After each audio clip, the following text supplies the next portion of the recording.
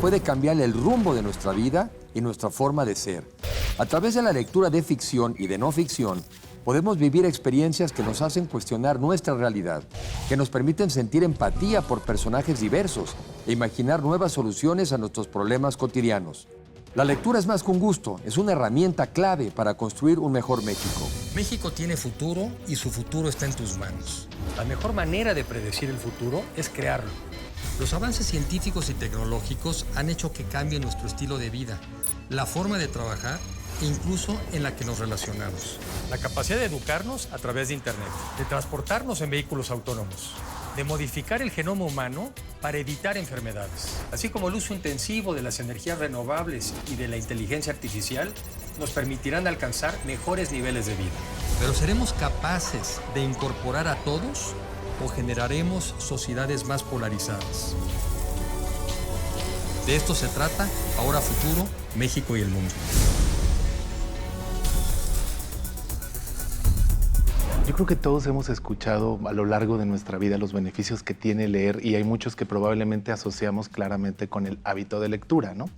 Improvisar la capacidad de concentración, tener una comprensión más clara de lo que uno dice o le es dicho. Okay. Pero hay otras que son menos evidentes y que me parecen muy importantes. Leer nos ayuda con la capacidad de empatía, Enrique, que es importante también. De la cual andamos muy escasos. Muy escasos. En el mundo de hoy. En el mundo de hoy, en nuestro país, escasísimos. ¿Por qué nos ayuda a empatizar mejor? Porque entendemos otras formas de pensamiento. Es decir, no importa si leemos no ficción o ficción. Si leemos una novela, que eso sería ficción, claro, nos podemos sentir identificados con un personaje, porque actúa como actúa, ¿no? Y nos permite ampliar nuestra mirada a otros horizontes de otras formas de pensar. Y si leemos un libro de no ficción, que es lo que conocemos como un ensayo, digamos, nos podemos también poner en el papel de cómo ve ese escritor, ese autor, el mundo o el tema que está abordando. Hay muchos beneficios y la empatía es eso, ¿verdad? La empatía es esa capacidad de ponerte... de entender la visión del otro, correcto, de la otra. Ponerte en los zapatos del otro. Exacto. Que es algo que creo que nos ayuda mucho a nivel personal, a nivel pareja, a nivel familia, a nivel equipo de trabajo y, por supuesto, en un macrosistema a nivel país, Enrique. Sí, claro. O sea, los beneficios son abundantes. La ciencia ha probado también que tiene beneficios incluso para combatir la depresión, que es bastante interesante también. Yo creo que hay un aspecto muy importante también que quiero precisar, Enrique, que tiene que ver con cómo te pasas ese tiempo contigo mismo y cómo vas desarrollando desde pequeño ese hábito de lectura. Entonces creo que es muy importante también cuando hablamos de lectura, que asociemos que lectura es disfrute. Sí. Hay algo que creo que hemos hecho, pues mal es la palabra, en términos de sistema educativo, que tiene que ver con dar lecturas que no son pertinentes al nivel emocional o de madurez de una persona. Creo que has tocado un tema fundamental. De lo que yo sé, tú lo estás confirmando, lamentablemente y para bien, quien nace en una casa donde hay libros tiene muchas más posibilidades de ser lector. Totalmente. Quien nace en una casa donde no hay libros, pues probablemente no va a leer. Pero para esto está la escuela.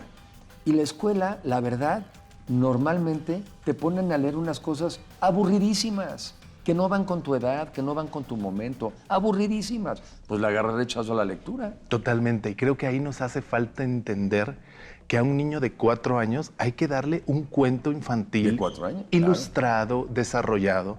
Si le gusta un personaje de la televisión y ese personaje tiene un cuentito, démosle por donde entre que sea disfrute. Sí, claro. Si la lectura es obligación, nunca va a ser un hábito. Estoy de acuerdo. ¿Me explico? Estoy de acuerdo. Es tan fácil de entender como eso. Yo recuerdo que yo tenía 12 años cuando me dieron El Quijote. Y entonces El Quijote era muy difícil para mí de digerir. ¿Me explico? Es imposible. A esa edad, pues, quería leer otras cosas, ¿no? Quería leer Julio Verne. Sí. Había cosas... me explico. Quería leer revistas de cómics. Sí. O sea, recuerdo estas cosas maravillosas que había en los 80s, y aquí estamos diciendo nuestra edad muy claramente. Pero ahora creo que hay un abanico mucho más amplio para los niños y especialmente para los jóvenes de ahora. Cuando nosotros éramos adolescentes o jóvenes, no había tanta literatura juvenil, Enrique. Y ahora hay un crisol importantísimo y muy amplio. Es cierto que el hábito de lectura en México es bajo.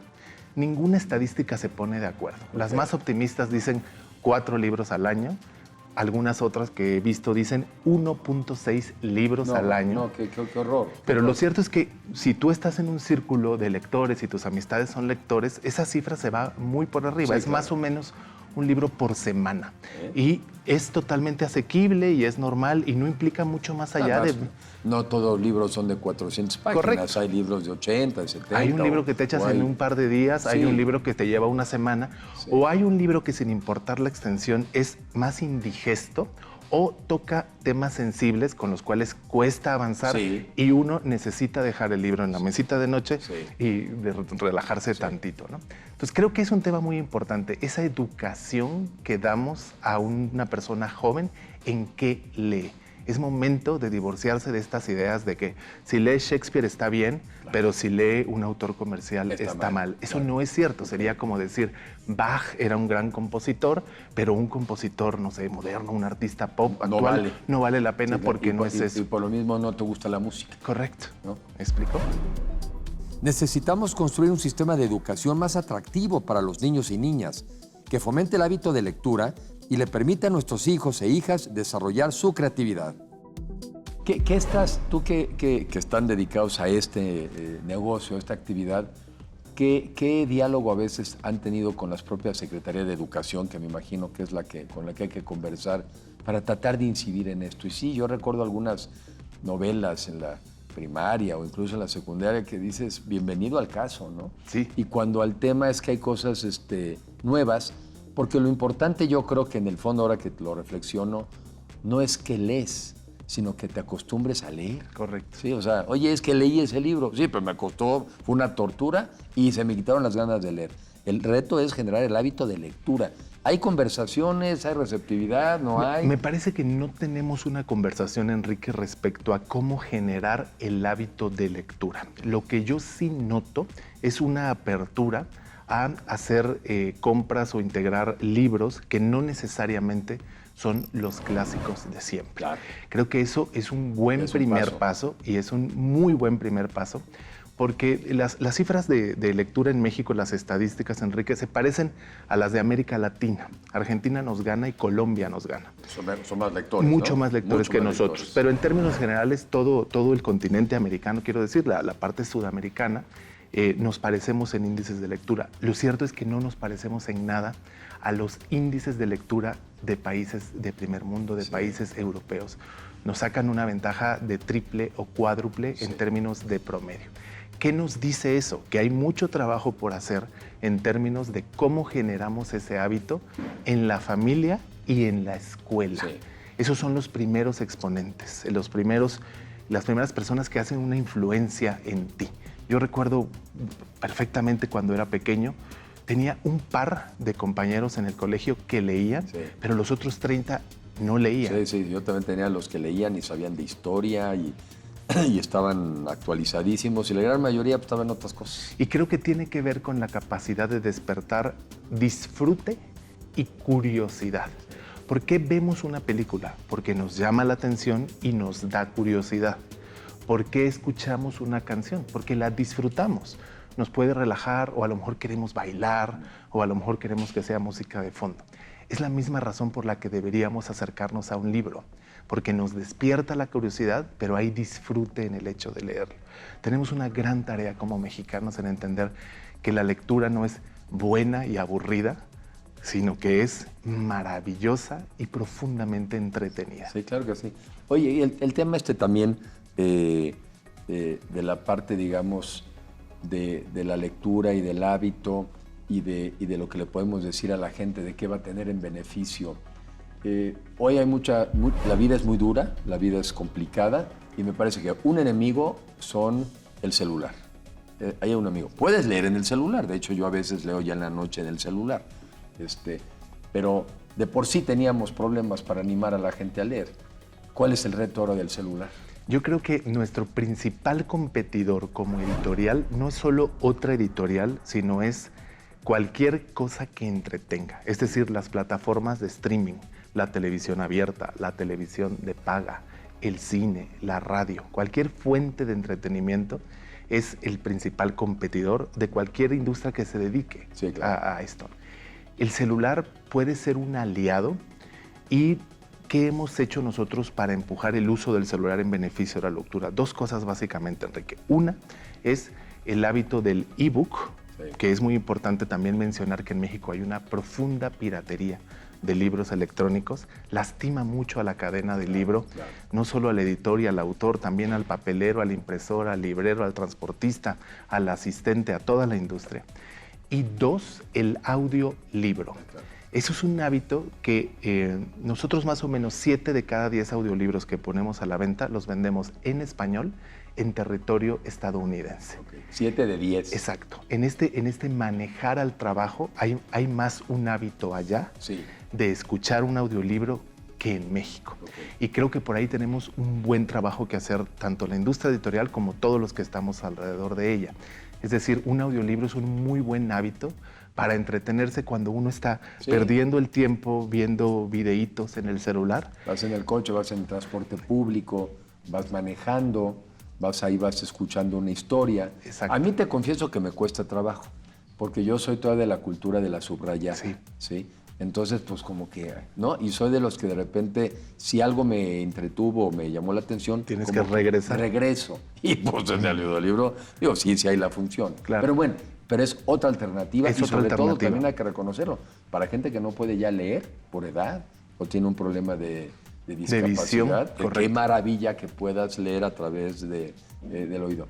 ¿Qué recomendación nos podrías dar para la gente joven, sobre todo? Mucho aquí terminamos siempre con una reflexión hacia la gente joven. ¿Qué podrías decirles que se están perdiendo? ¿Qué se están perdiendo? Yo creo que la posibilidad de leer un libro es la posibilidad de viajar, de vivir muchas vidas, de vivir intensamente probablemente situaciones que no vamos a vivir en esta vida nosotros, de generar sabiduría para resolver problemas desde personales hasta problemas profesionales. Y muy importante algo que quiero decir, si uno agarra un libro que no lo atrapa, hay que dejar ese libro y agárrate otro. Sí, suéltalo. No sigues viendo una película que no te gusta, no sigues escuchando una canción que te parece desagradable, le cambias. Sí. Hagamos lo mismo con el libro, normalicemos eso, normalicemos entrar a la librería, hablar con el librero, preguntar recomendaciones. Sí. Muy importante cuando compren un libro, léanse la primera página. Y yo me leo siempre lo de atrás. En la contraportada es importantísima. Y yo le sumaría, léanse la primera página. Si atrapó, ese libro es para ustedes. Si es un libro de ficción, fíjese en la primera línea. La primera línea siempre es maravillosa y te habla de la capacidad de lo que te va a transmitir un escritor, qué te va a hacer sentir aquí, que al final es lo que importa. Muy bien. Pues a ver, yo soy también como David, seguramente yo mucho menos, pero también me encanta la lectura y yo he encontrado en la lectura, como dice David, la posibilidad de viajar a lugares donde no habrías ido, de vivir experiencias que quizá no lo harás, pero las vas a vivir a través de la lectura. Y sobre todo también una extraordinaria capacidad de estar contigo mismo. Y por qué no, a veces de evadirte de la realidad, porque la realidad es dura, pero hay gente que se evade de la realidad, lo digo abiertamente, ¿no? Con el alcohol, con las drogas, es una manera de evadirte. Leer es otra manera de evadirte, pero tiene menos riesgos y yo creo que es más divertido. Sin duda alguna. Te agradezco mucho, David. Me ha encantado estar contigo y ojalá mantengamos la conversación sobre libros y lecturas. Así lo haremos y todo lo que me puedas ayudar a ver cómo promoverlo, porque yo creo que es una experiencia de vida. Y sí, los que se están perdiendo algo muy importante. Y de mucho. Y de mucho, de mucho. Gracias, David. Gracias a ti, Enrique.